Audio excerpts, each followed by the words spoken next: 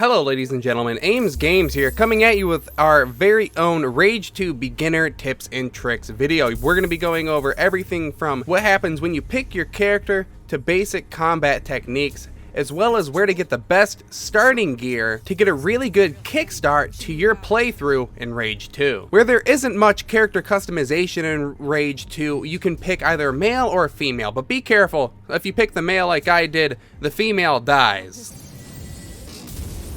And vice versa. Now when you first start playing the game, you'll notice that it's not like any other shooter that you've ever played in your entire life, unless you've obviously played Doom. Whereas most shooter games, you want to take cover and hide behind stuff and shoot the enemy and pick your shots. You'll notice very quickly in Rage 2, it's far more effective to just sprint right towards the enemy, shoot them, take them down, hit them with melee, get up close and personal. You want to be right in the combat. Don't take cover. Cover is for retards. This game literally has the best combat of any game I've ever played in my entire life, at least for a shooting game. So now that we've gotten all the really basic stuff out of the way, the next thing you're gonna do, once you beat the first mission in Rage, you probably have already, you get one of your super abilities called Dash. Now there's a lot more arcs in the world, as you know, or at least I hope you know, and we're gonna be going over which ones are closest to the character once you first leave Vineland, and some of the best ones you can get right off the bat. I'm going to show you how to get the shotgun, how to get the double jump ability, the slam ability, and the shatter ability. Now 3 of the arcs are already displayed on your map. Everything is already here except the shotgun and the slam ability. You unlock the slam ability a little bit later after you unlock these ones, unless you want to head straight to it after watching this video. So the closest arc to Vineland is called Junker's Pass Arc, and this is where you get the shatter ability. It's basically a Skyrim Fusro Da in your hand.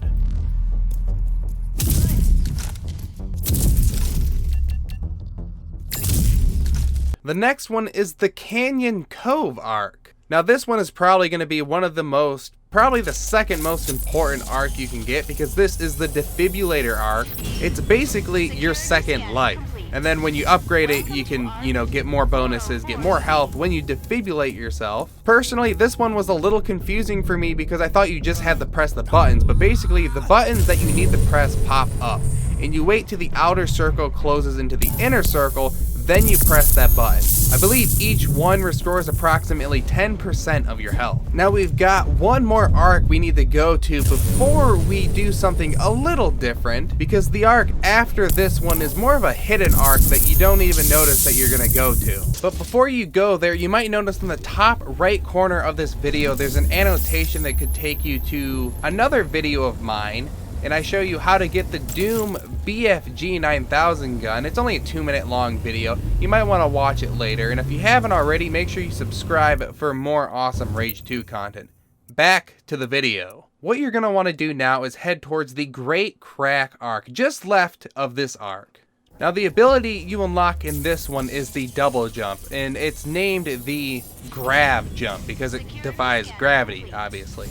Whereas this one isn't the most extravagant of, abilities that you get throughout the game, it is actually extremely useful because this allows you to get to places you normally couldn't get to, and also paired with the slam ability, you use the double jump ability, and then you use the slam ability, you get even higher in the air for a greater impact. And you'll notice that I display that in this video. So don't worry, later in the video, you'll see exactly what I'm talking about in effect. Now, just above this arc, you'll notice a quest icon. Now, this icon is gonna take you to John Marshall. And eventually, I don't wanna spoil anything, but basically you go to John Marshall's bar and he sends you on a quest. Now the reason this quest is so important and you need to make sure you do this next is because it takes you to a arc that you didn't think you would go to. Again, not too much of a spoiler.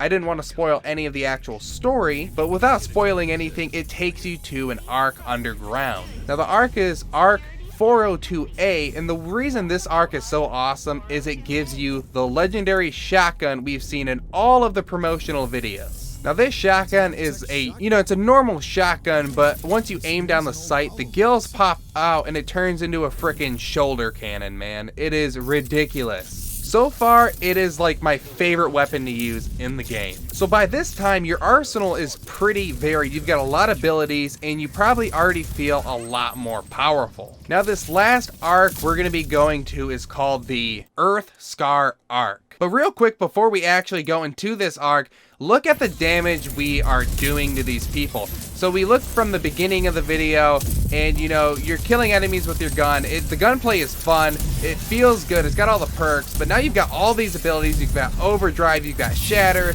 you've got these other weapons, you've got the shotgun you can use, and the game gets 10 times better with every ability that you get, and there's so much versatility in the game. You think that there's like a point to where you'd use, like, not use some of the abilities, but I use every single ability, and there's so many options, and you end up using almost everything, and it makes for really dynamic gameplay, and it's a true open world game because this allows you to play exactly how you want, unless of course you normally play in stealth mode. But honestly, this game is so much funner, there's no point in playing in stealth mode. And actually, if you play in stealth mode, you'll probably die just because of the way the game was designed to not let you play in stealth mode. There's not even any sniper rifles or long range weapons in the game. So now if I head back up the mountain and I enter the Ark, this is where we do unlock the slam ability. Now I gotta say, so far, the slam ability is it is my favorite ability to use, and I think it's the most OP. It gives you an amazing area effect, and it just insta kills everything except like the higher tier enemies. I don't know if you guys remember what I said earlier, but I'm going to show it right here. I use the double jump ability paired with the slam ability, and I get so unbelievably high up in the air, which obviously makes the slam ability do a lot more damage, and I think it might even do a wider area effect, but don't quote me on that.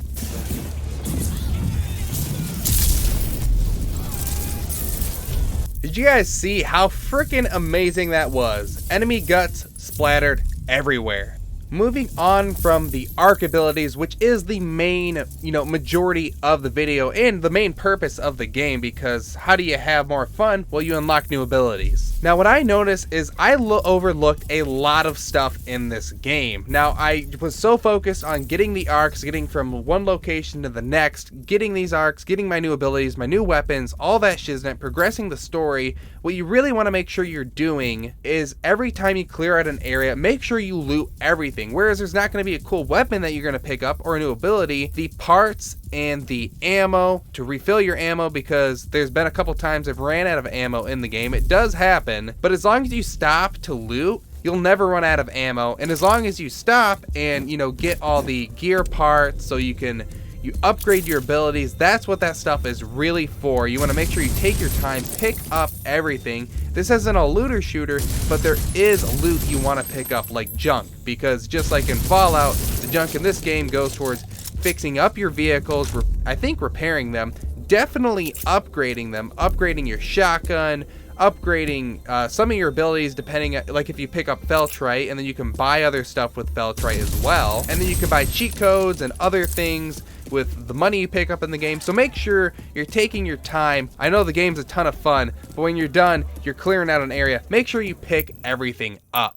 Now, the last thing I have for you guys is leveling. And I gotta say, the first things you probably should level up, I haven't been able to look at the entire skill tree because I haven't unlocked the entire skill tree. But anyways, the most important things to level up, I'd say in the beginning, are the basics from Lily, that first little skill tree that you get. Now, the reason being, because number one, the one right below after the first skill you unlock in the entire game is the overdrive enhancer, and like literally that's so important because going from a meter where you kill 4 enemies to it like really boosting, how long it takes you to get overdrive again to 10 enemies, making it even faster for you to get your overdrive if you can kill enough enemies in that allotted time. That is absolutely invaluable, so at least get that one. Now there's 3 others below that. One is to be able to store more Arc vehicles, which is exactly what it means, just the ability to store more than just your Phoenix in your vehicle's menu. And the one in the middle out of the 3, just all it does is once you hit overdrive is it instantly refills all your ammo in your selected weapon, which is obviously extremely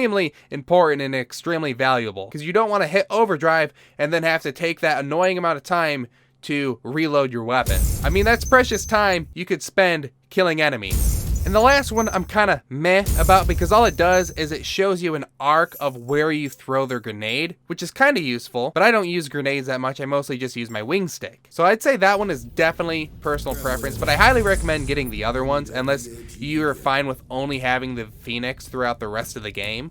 But other than that, take all my leveling advice with a grain of salt because we're just getting into the game, guys. This is just a beginner tips and tricks video. The good news is you can basically upgrade anything and everything, unlike other, open world RPGs where you can level up one skill tree and you don't have enough skill points. All you gotta do is save the money, save the parts, save the Feltrite, and you can eventually totally max out your character. It doesn't matter. So I hope you guys liked the video. If you do, smash that like button, subscribe for more awesome content, press that bell notification icon if you want to be the first to be notified about new Rage 2 videos, and I will see you in the next video. Bye.